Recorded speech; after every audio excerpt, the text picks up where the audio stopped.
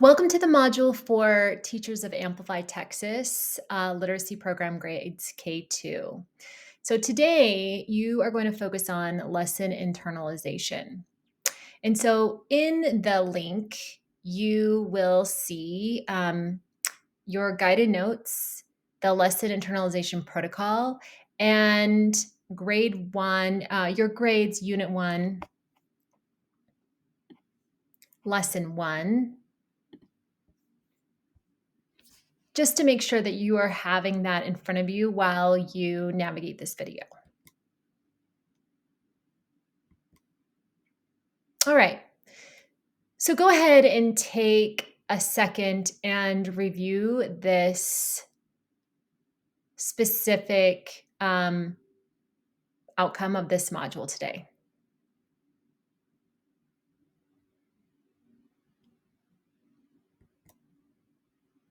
All right, we're going to spend our time today unpacking the lesson internalization protocol and discussing some teachers' best practice to help ensure that you are ready to best internalize lessons for delivery. I'd like you to reflect on your typical routine to plan a lesson. So without using Amplify Texas literacy program, if you're a new teacher, reflect on what you learned about lesson planning. And I want you to share out one aspect of the typical lesson planning routine.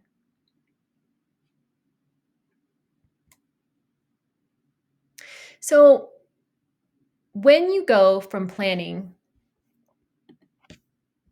to internalizing, your typical routine will change.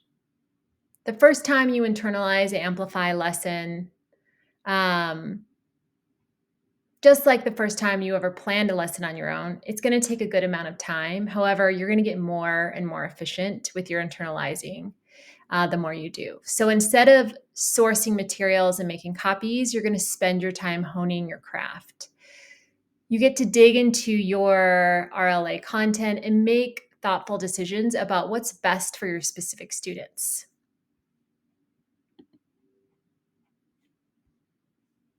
So just like an excellent pilot doesn't need to engineer the plane, she doesn't need to fly it well. You don't need to create all the materials in front of your students. You already have high quality materials, and your job is to fly the lesson well using all your knowledge and instructional skills. All right. So what we're going to do right now is I want you to click on the protocol link and pause this video for 3 minutes to go through this and reflect on the two questions here on the screen. How does this process reflect or compare to what you currently are doing on campus? And how do you anticipate this protocol supporting you with instruction? All right. Now that you have reviewed the protocol, let's spend some time internalizing a sample lesson. So go ahead and click into the specific lesson. So typically this step is done after engaging in the collaborative unit internalization process. Last module, we spent time diving into Unit 1. Now we're going to take a moment to read through your lesson. And as you read, there's space in your guided notes to capture your thoughts if you'd like. You may have already done this, in which case you've already read more deeply or added additional thoughts. I'm going to give you 4 minutes to silently read this specific lesson and then bring us back together. So go ahead and pause this video and give yourself 4 minutes to carefully look through the lesson in its entirely. All right, you're back. So step 1 is all about getting the full scope of the lesson. Like it says, use the lesson, take a look at the first page of the lesson and determine what the primary focus objectives are. See how those primary focus objectives relate to the TEKS. As you can see, the corresponding TEKS are also included at the bottom of the first page.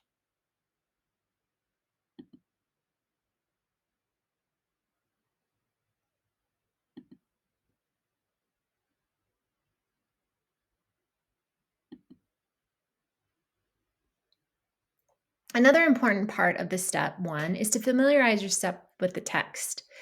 So if there are any read alouds, you will want to read through these texts before to ensure that you're understanding what students will encounter during the lesson, including the vocabulary, genre, and how the text contributes students' knowledge building. For the reader aloud, it's really a good idea to view those corresponding image cards and rehearse how they are used during the lesson. So take 1 minute and skim through the read alouds and texts.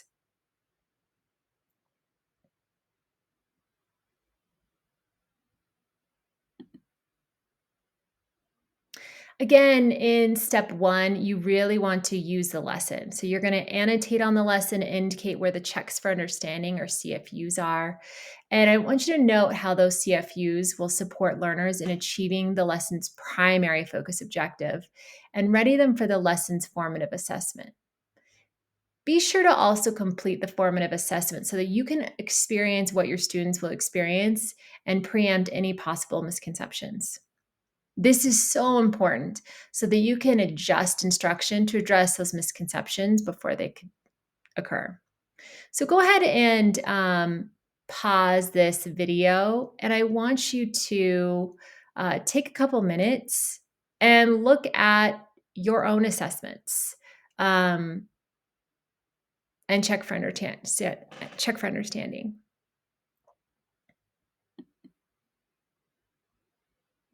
All right. So lesson annotation is an important tool in your toolbox for these lessons, and it's a key practice of lesson internalization. It's a big part of being successful in understanding the purpose and objectives. So, identify and record the literacy skills, knowledge, and or vocabulary that students need to successfully complete the formative assessment. And you're also going to annotate and track where that shows up throughout the lesson.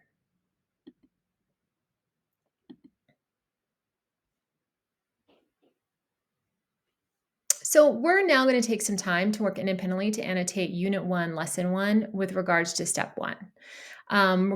Afterwards, you're going to discuss your reflections and thoughts with other teachers. Well, if you're doing this asynchronously, you will not have that chance, but make sure that you're processing in your handout. We're going to come back after a few minutes, but I also want to make sure that you understand that the RBs are provided on this slide as a reminder of the design highlights when reflecting on this process. So I know if you're doing this electronically, you're unable to annotate, but it is vital that when you are internalizing your own lesson, that you print it out and annotate it. So when you have your lesson in hand in the moment, you are acting on your specific nuances that you annotated for students.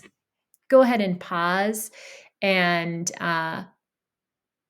look at what would you annotate on this lesson. All right, we're back. Now we're moving on to step 2. So normally, majority of schools, teachers want step 1 to be pre-work at their own time. So then they can just dive into quickly step 2 and move on to step 3, which is where the heart of the planning is. So let's quickly go over step 2. Now, we all know that pacing, it can be tough, right? Especially when you're using a new curriculum. It's going to take you twice as long. And so step 2 is really, really important, specifically if you're finding that you are not on track with the pacing calendar. It's really important to look and understand how the lesson is sequenced and paced. Because we want to make sure students experience more cohesive lesson, because they're going to better understand how each component is connected. So I'll briefly touch on this step, and you can dive deep later on your own. I want to save time for us to move into step 3. So take a moment to see how the Amplify Texas Literacy Program lessons allocate time. The timestamp shown on this slide shows a transition of the lessons and the amount of time needed for each section. All right, Now, this is the most important part. This is really where the heart is. Step 3 is all about preparing to teach each part of the lesson. It's important to utilize the embedded supports and the sidebar supports to address needs for all learners. I want you to pause and reflect about who is in your classroom. I bet you anything that 100% of those that are watching this video would not be able to say that all their students are on or above grade level. You have students walking in, some that still don't know their letter sounds, some still need phonemic awareness. So, how are you going to ensure that students can access this content? And so that's why it is vital that you do not skip this part. Um, and so making sure that you are leveraging these embedded supports to support your diverse learners from anything from emergent bilingual, gifted and talented students with disabilities. We really need to make sure that we're honing in on those embedded supports. All right, now we're going to move to practicing using the lesson internalization protocol regards to step 3. All right, as this is your first opportunity at lesson internalization, for some of you, I want you to remember that you don't have to get it perfect, and the process of consistently using this protocol with fidelity will ensure you will improve your skill with internalizing and becoming more efficient over time.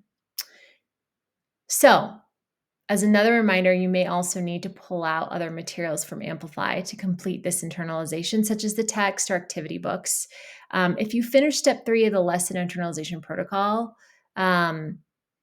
just fast forward through this slide. If we were in person, we would have you move on to step 4. So pause this video for 10 minutes and go ahead and follow the steps of step 3.